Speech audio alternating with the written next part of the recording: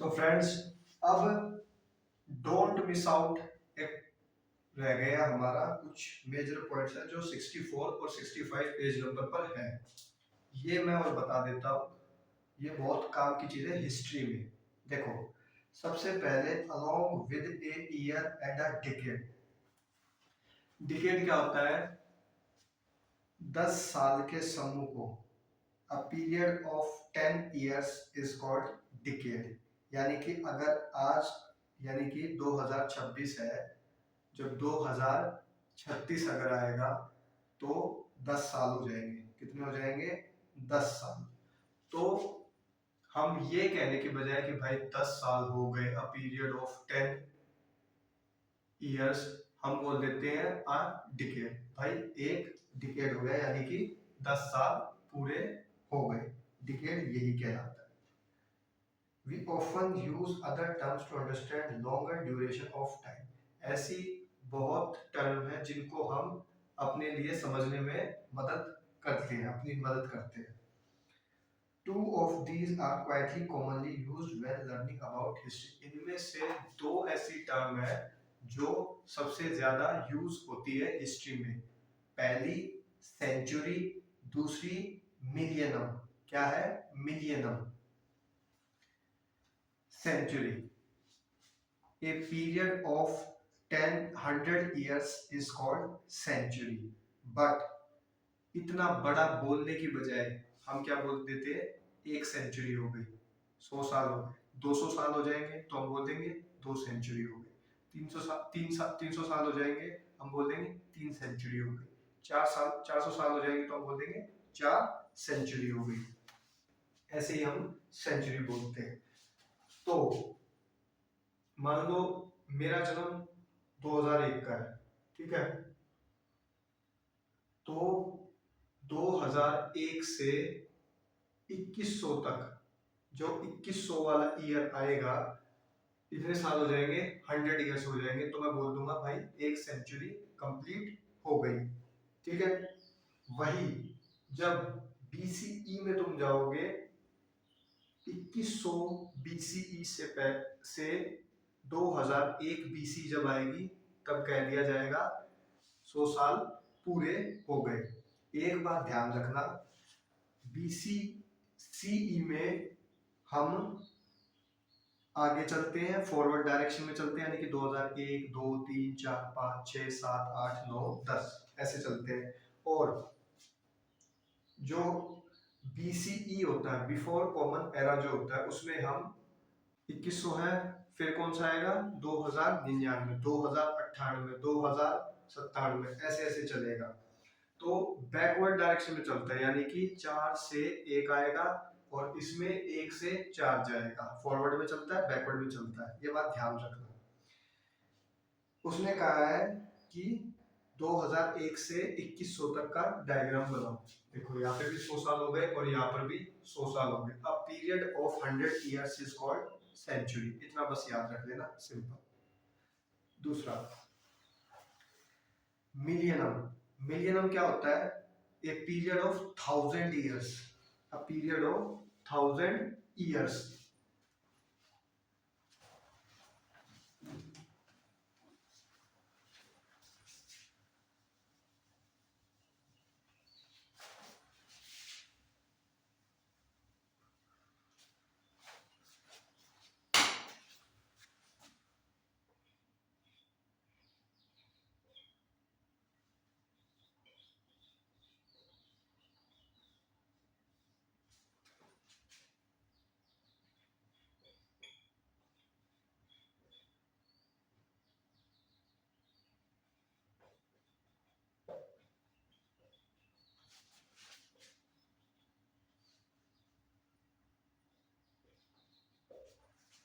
ये है, देखो भाई, जब 1000 साल पूरे हो जाएंगे तो हम क्या बोल देंगे? 1 मिलियनम हो गया, 1 मिलियन। जब 2000 साल पूरे हो जाएंगे तो हम कह देंगे 2 मिलियनम हो गया। जब 3000 साल पूरे हो जाएंगे तो हम कह देंगे 3 मिलियनम हो गया। तो ये बात जरूर ध्यान रखना, 1000 साल के समूह को मिलियनम बोलते हैं।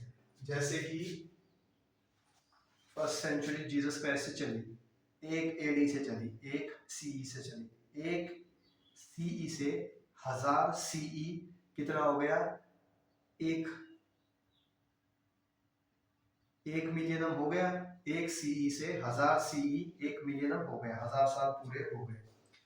1001 से 2000 तक 2 मिलियनम हो गए, 2000 साल हो गए। अभी क्या 2026 चल रहा है, इतना ही चल रहा है। तो 2001 से जब 3000 ईयर आ जाएगा तो तीसरी मिलियनम भी कंप्लीट हो जाएगा। तो अभी हम किस में जी रहे हैं, तीसरे मिलियनम में अभी हम जी रहे हैं, ये बात ध्यान रखना।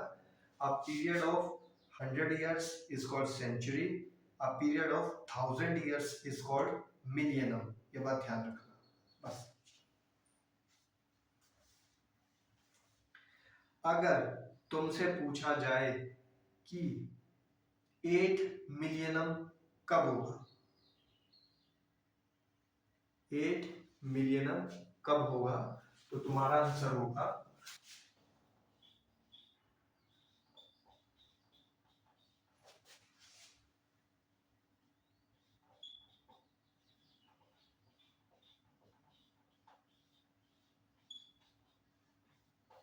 ये 7001 से 8000 सीई तक 8 मिलियनम होगा, यानी कि 1000 साल वो अपने पूरे कर चुका होगा।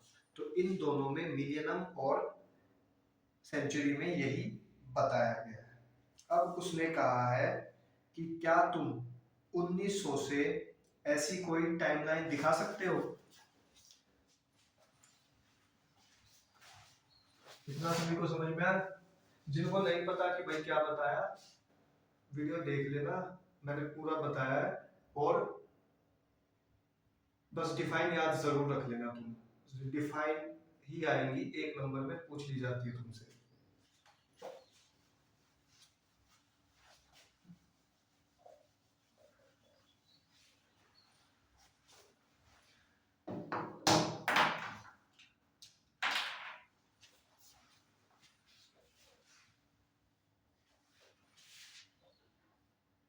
देखो भाई, देखो भाई, हमें बताया गया है कि आपको 1900 से एक टाइमलाइन बनानी है जिसमें तुम्हारे दादा दादी का जन्म दिखाया हो, माँ बाप का जन्म दिखाया हो, और तुम्हारा जन्म दिखाया हो, तुम्हारे भाई बहनों का जन्म दिखाया हो। तो मैंने टाइमलाइन बनाई है, 1900 से हो गया, फिर 1965 में तुम्हारे दादा का दादाजी का जन्म हुआ, उसके बाद 1986 में तुम्हारे पेरेंट्स लोगों का जन्म हुआ, तुम्हारे माता पिताओं का, फिर 2006 में तुम्हारा जन्म हुआ, और तुम्हारी बहन का, तुम्हारे कजन सिस्टर्स का जन्म हुआ। तो ये आंसर हो गया, किसी को लिखना है लिख दो, इतना है, ठीक है। अब डोंट मिस आउट में एक बात और दी गई है, do you know how calendars have traditionally made in India, कि इंडिया में जो कैलेंडर है वो कैसे वर्क करते हैं, जो इंडियन कैलेंडर्स होते हैं। Many Indian calendars rely on the position of the sun and the moon। जो भी कैलेंडर्स इंडिया में ट्रेडिशंस के वे में चलते हैं, उनमें क्या होता है, सन और मून की पोजीशन से देखकर महीनों का और सालों का पता लगाया जाता है। A Panchanga is a book of tables which list the days of each month along with related astronomical data। पंचांगा एक बुक है जो हमें ये सब बताती है कि कौन सी ऋतु या कौन सा सीजन कब आएगा, like solar and lunar Eclipse कब होंगे, कब सूर्य ग्रहण होगा, ये सब भी हमें किससे पता चलता है, पंचांग नाम की एक किताब है उसके थ्रू हमें पता चलता है। पंचांग स्टिल वाइडली यूज्ड इन, अभी भी पंचांग को हम बहुत बड़े स्तर पर इस्तेमाल करते हैं, जो भी सीजनल त्योहारों का पता लगाने के लिए आगे पीछे कर देते हैं ना, वो पंचांगों को देखकर उसको ध्यान में रखते हुए ही हम करते हैं। Often also give weather prediction for the year, और हम वेदर की भी प्रेडिक्शन देते हैं। मौसम की भी जो प्रेडिक्शन होती है वो हम किससे देते हैं, पंचांग से देते हैं। तो भाई पंचांग एक किताब है जिसमें हम जो हमारी ऋतुएं होती है, हमारे दिन होते हैं, कौन सा साल होता है, कौन सा ग्रहण कब आने वाला है, या फिर सन की पोजीशन अब क्या होगी, दिन होगा रात होगा, ये हम किससे पता लगाते हैं, पंचांग की किताब से पता लगाते हैं। तो आई होप यहाँ तक तुम सभी करके आना। तब तक के लिए नेक्स्ट वीडियो तक बाय।